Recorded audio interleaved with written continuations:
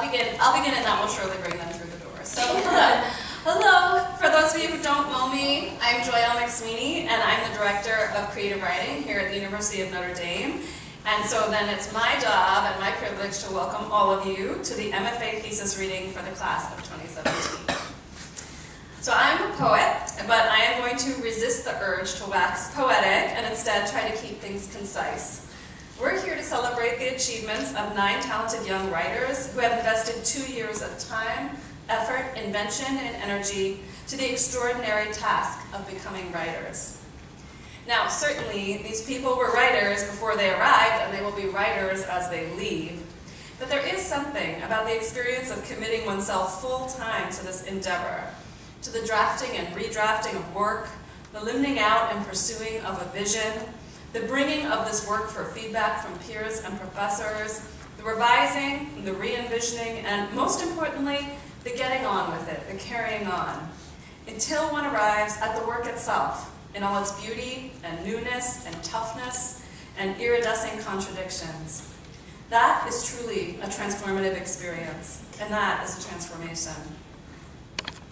Our goal as professors is to get each one of you further on your path to making the art you are destined to make, to shaping the text that only you could shape, in the idiolect that is the concatenation of all the language you have ever heard, read, spoken, or dreamt of, in the voices only you can hear.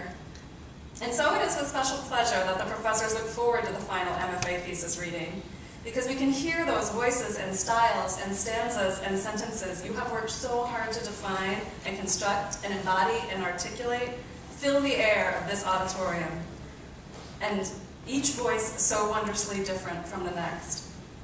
So that's just what we're going to do this afternoon. The 2017 candidates will come to the podium in alphabetical order and read a brief excerpt from their work. Each candidate should read their work and then welcome to the podium the next candidate on the list here.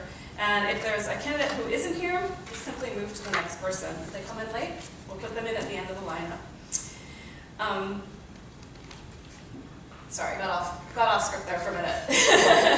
At the conclusion of the reading, I'm going to come back up and make a few brief remarks, talk about some of these prizes that you see listed on the program, and then there will be snacks to make us all feel nice and buoyant and hopped up and electric as celebrity eels in a slippery sugar tank, celebrating the volts of poetry and prose with which we have just been graced.